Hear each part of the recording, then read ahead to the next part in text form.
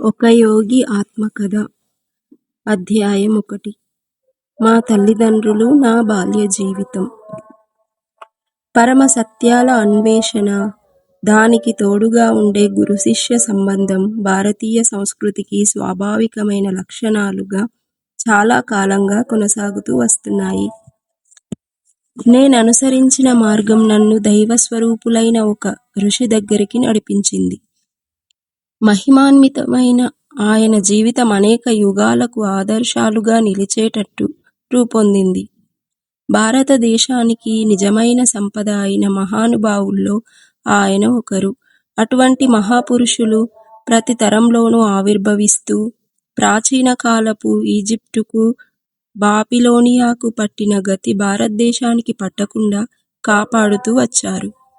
నా స్మృతిపథంలోని మొట్టమొదటి జ్ఞాపకాలన్నీ ఒకానొక పూర్వజన్మకు సంబంధించిన గజిబిజి విషయాలతో నిండి ఉన్నవి. చాలా వెనుకటి జన్మలో ఎప్పుడో నేను హిమాలయ మంచు ప్రదేశాల మధ్య ఒక యోగిగా జీవించినట్లు సుస్పష్టమైన జ్ఞాపకాలు నా మనసులో మెదిలాయి.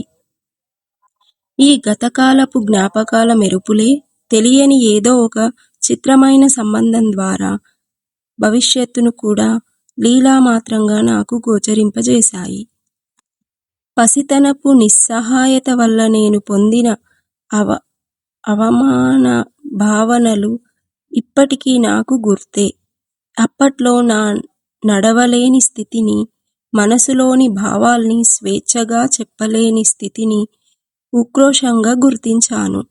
శారీరకమైన నా ఆసక్తతను గ్రహించినప్పుడు నా హృదయంలో ప్రార్థనాభరితమైన తరంగాలు లేస్తుండేవి. గాఢమైన నా ఉద్రేకాలు, భావనలు నా మనసులోనే అనేక భాషల మాటల్లో వ్యక్తమవుతూ ఉండేవి. ఇలా నాలో భావాలు నా మనసులోనే అనేక భాషల్లో వ్యక్తమవుతూ ఉండేవి. ఇలా నాలో వివిధ భాషల గందరగోళం ఉంటూ ఉండగా క్రమక్రమంగా మా వాళ్ళ బెంగాలీ మాటలు వినడానికి అలవాటు పడ్డాను. ఆటబొమ్మలకి, కాలివేళ్ళకి పరిమితమని పెద్దవాళ్ళు భావించే పసిపిల్లల మనస్సు నిజానికి ఎంత స్మృతిని కలిగినదో నేను ఎన్నోసార్లు మంకుపట్టి ఏడుస్తూ ఉండేవాణ్ణి. మనసులో అలజడి, దాన్ని వెళ్ళబేసుకోవడానికి అలవికాని శరీరం, ఈ రెండు దానికి కారణాలు. నా బాధ చూసి ఇంట్లో వాళ్ళు గాబరా పడుతుండడం నాకు గుర్తే. అయితే మా అమ్మ లాలింపులు, ఏదో పలకాలని, తప్పటడుగులు వెయ్యాలని నేను చేసే తొలి ప్రయత్నాలు, ఇలాంటి సంతోషకరమైన జ్ఞాపకాలు కూడా నాలో ముసురుకుంటూ ఉంటాయి.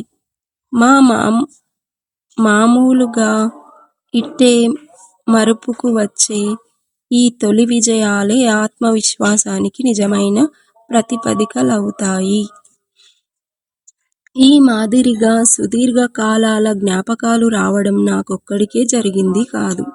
జీవితం నుంచి మరణానికి, మరణం నుంచి జీవితానికి నాటకీయంగా జరిగే మార్పులకు లోను కాకుండా ఎందరో యోగులు ఆత్మస్మృతి అవిచ్ఛిన్నంగా నిలుపుకున్నారని వింటాం.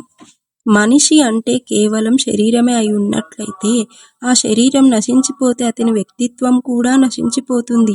కానీ వేల కొద్ది సంవత్సరాలుగా ప్రవక్తలు చెబుతున్నది కనుక నిజమే అయితే మనిషి ప్రధానంగా భౌతిక రూపం లేని నిర్వవ్యాపి అయిన ఆత్మ.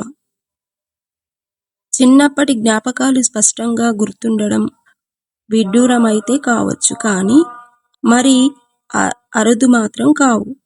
అనేక దేశాల్లో నేను పర్యటన చేస్తుండేటప్పుడు సత్యసింధులైన స్త్రీ పురుషులు తమ బాల్య స్మృతులను చెప్పగా విన్నాను. నేను జనవరి 5, 1893 తేదీన హిమాలయ పర్వతాలకు సమీపంలో ఈశాన్య భారతంలో ఉన్న గోరఖ్పూర్లో పుట్టాను.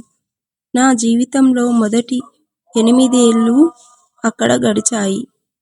మేము 8 మంది తోబుట్టువులం. నలుగురు మగపిల్లలం, నలుగురు ఆడపిల్లలు. అప్పట్లో నా పేరు ముకుందలాల్ ఘోష్. మగపిల్లల్లో రెండోవాణ్ణి, అందరిలో నాలుగోవాణ్ణి. మా అమ్మ నాన్న బెంగాలీలు, క్షత్రియ కులంవారు. ఇద్దరూ సాధు స్వభావులు. వాళ్ళలో ఒకరిమీద ఒకరికి ఉన్న ప్రేమ ప్రశాంతమైనది, గంభీరమైనది. హుందాతనమున్న ఆ ప్రేమలో అల్పత్వానికి తావులేదు. ఎదిగే ఎనమండుగురు పిల్లల కోలాహలపు జీవితాలు పరిభ్రమించే ప్రశాంత కేంద్రం మా తల్లిదండ్రుల అద్భుత సామరస్యమే. నాన్నగారు భగవతీ చరణ ఘోష్ గారు దయాశీలులు, గంభీరులు, అప్పుడప్పుడు కఠినులు.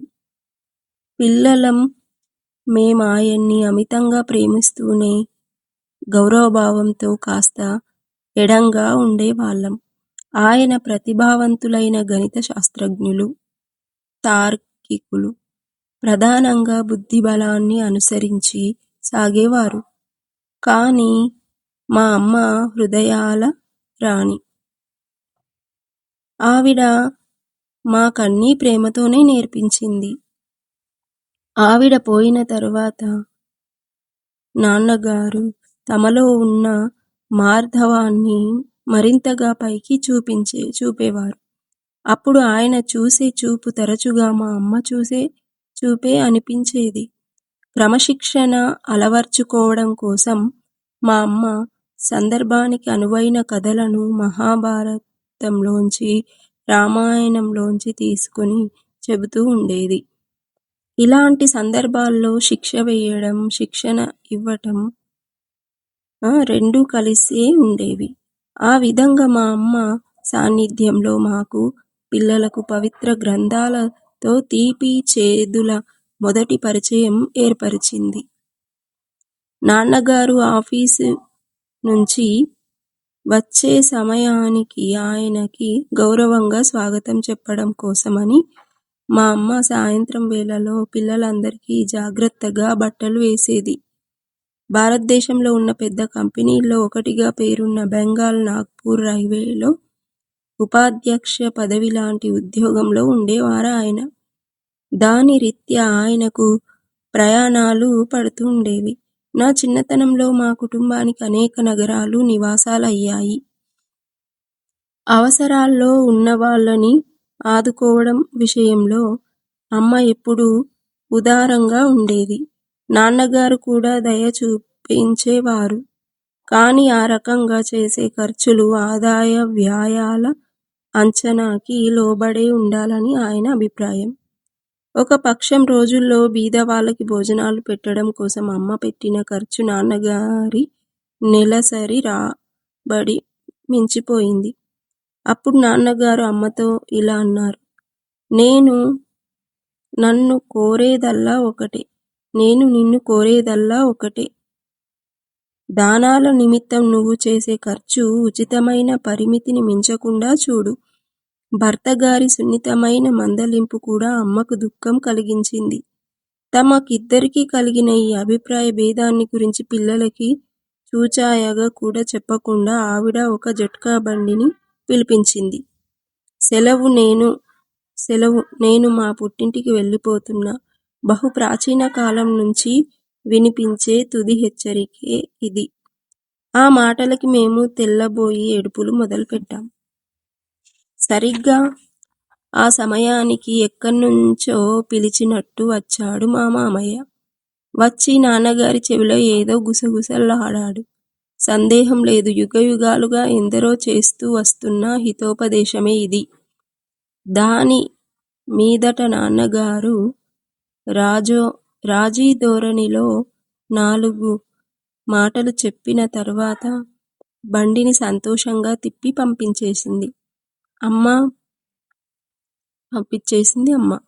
నేను గమనించినంత వరకు అమ్మకి నాన్నగారికి ఏర్పడిన ఒకే ఒక వివాదం అంతటితో ముగిసింది. అయితే వాళ్ళిద్దరికీ స్వభావ సహజంగా సాగిన చర్చ మాత్రం ఒకటి గుర్తుకు వస్తుంది. ఒక్క 10 రూపాయలు ఇవ్వండి, పాపం ఓ బీదావిడ వచ్చి అడుగుతోంది అంది. ఎదుటి వాళ్ళని ఒప్పించే గుణం అమ్మ చిరునవ్వులో ఉండేది. 10 రూపాయలెందుకు? ఒక్కటి చాలు నాన్నగారు తమ అభిప్రాయాన్ని సమర్థించుకోవడానికి. ఇంకా ఇలా అన్నారు. మా నాన్నగారు, తాతయ్య, నాన్నమ్మ హఠాత్తుగా చనిపోయినప్పుడు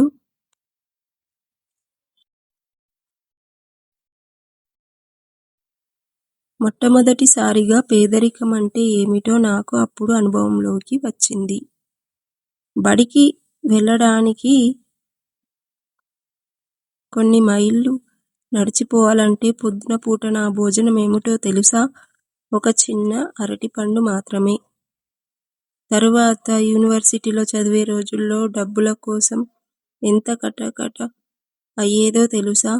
డబ్బున్న ఓ జడ్జి గారిని ఆశ్రయించి నెలకొక్క రూపాయి ఇప్పించమని కోరాను. ఇవ్వనన్నాడాయన. ఒక్క రూపాయైనా అతనికి ముఖ్యమైనదే అన్నాడు.